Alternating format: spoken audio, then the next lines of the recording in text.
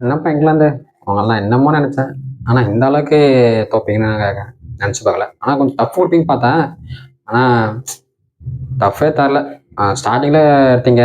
Okay, ஸ்டார்டிங்கில் ஓரளவுக்கு நல்லா ஓவர் பண்ணீங்க. ஆனால் அதுக்கப்புறம் வர வர இந்தியா பேட்டர்ஸ் வந்து ரொம்ப உஷாராகி விக்கெட் விடல. விக்கெட் விடாமல் இருந்தாங்களே, அதெல்லாம் வின் பண்ணாங்க. நான் வேறு தோற்றுன்னு நினச்சேன். ஆனால் பரவாயில்ல, இந்தியா வின் பண்ணியாச்சு. ஓகே, அதுக்கப்புறம் நம்ம இந்தியாவும் சரி தான். இந்தியா பவுலிங் நல்லா போட்டாங்க.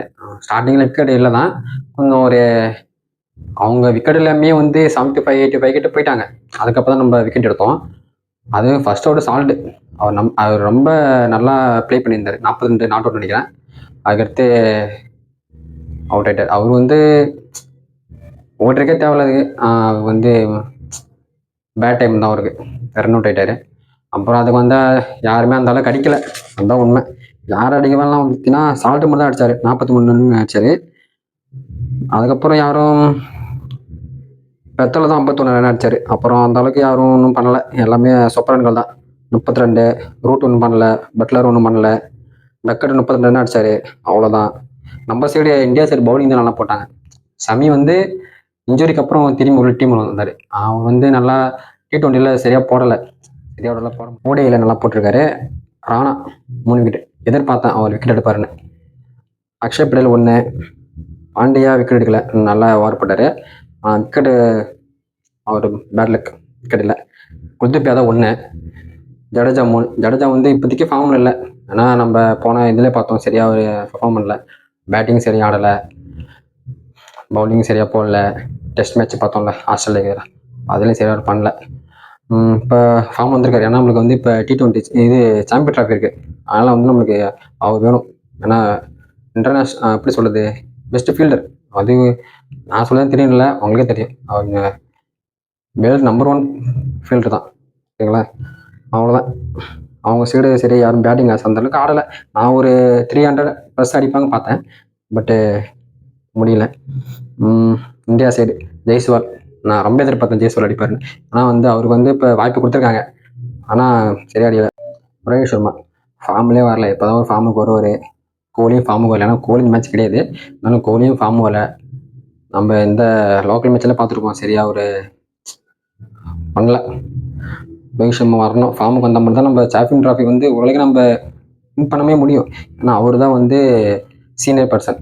கோலி, ரோஹித் சர்மா, பாண்டியா அவங்க வந்து சீனியர் பர்சன். அவங்களால தான் இப்போ புது ஆள் ஓகே தான், இருந்தாலும் அவங்க ஒரு இக்கட்டான சூழ்நிலை வந்து எப்படி ஆடணும்னு நம்ம சீனியர் பர்சன் தான் கற்றுக்கணும். ஏன்னா நம்ம எல்லா பாலும் அடிச்சிடலாம், ஓகேங்களா. ஆனால் இக்கட்டான சூழ்நிலை, ஒரு கஷ்டமான சூழ்நிலை வந்து பார்த்தீங்கன்னா வந்து சீனியர் பிளேயர் நம்ம கண்டிப்பாக தேவை. சீனியர் பிளேயர் இல்லாமல் நம்ம வந்து ஒரு சாம்பியன் ட்ராஃபி, T20 அப்புறம் வந்து எதுவுமே நம்ம போக முடியாது.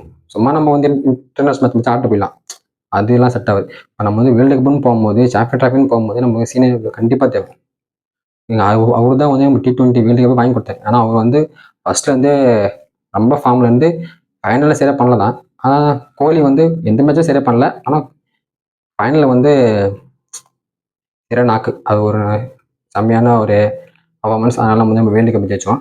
அப்புறம் வந்து கில் 87 ரன், சூப்பர். அவர் நான் அடிக்க மாட்டேன்னு பார்த்தேன், அடிச்சிட்டாரு.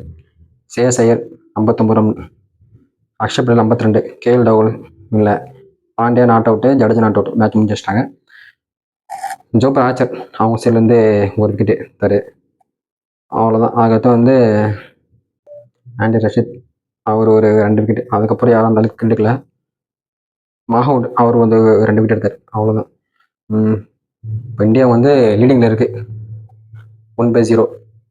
3 தான், 3 ஓடிஐ மேட்ச் தான், இன்டர்நேஷனல் ஓடிஐ தான். இந்தியா வந்து நம்பர் 1 இருக்குது. அந்த 2 மேட்ச் எப்படின்னா அவங்க தெரியல. அதனால் இங்கிலாந்து கூட ஜெயிக்கலாம், இந்தியா கூட வாஷ் அவுட் பண்ணலாம். அதை நம்ம பொறுத்து தான் பார்ப்போம். ஏன்னா அடுத்த மேட்ச் இங்கிலாந்து கொஞ்சம், ஏன்னா தோற்றுருக்காங்கல்ல, ஏன்னா அவங்க T20 தோற்றுட்டாங்க. 4-0 நினைக்கிறேன், 4-1. 4-1 வந்து நம்ம ஜெயித்தோம். அந்த அவங்க நல்லா இன்னும் பெட்டராக பர்ஃபார்மன்ஸ் பண்ணலாம், ஆனால் பண்ண மாட்டேறாங்க. அவங்க அடுத்த இன்டர்நேஷ்னல் ஓடிஐ கூட நல்லா பண்ணலாம், அடுத்த மேட்ச் கூட நல்லா பண்ணலாம். தொடர்ந்து 2 மேட்ச் வின் பண்ணி கூட ட்ராஃபி அடிச்சிடலாம், பார்ப்போம். நம்ம பொறுத்து தான் பார்க்கணும். ஏன்னா இந்தியாவும் சாதாரணமாக நினச்சிடக்கூடாது. நல்லா ஃபார்மில் இருக்காங்க, பேட்ஸ்மேனும் சரி, பவுலிங்கும் சரி. ஃபார்மில் இந்தியாவும் நல்லா ஃபார்மில் இருக்குது. ஆனால் இங்கிலாந்தும் நல்ல பேட்டிங் ஆர்டர் தான், நல்ல பவுலிங் ஆர்டர் தான். ஆனால் ஏன் அப்படி சொதப்புறாங்கன்னு தெரியல. சரி, ஓகே, நம்ம அடுத்த மேட்ச்சில் பார்ப்போம்.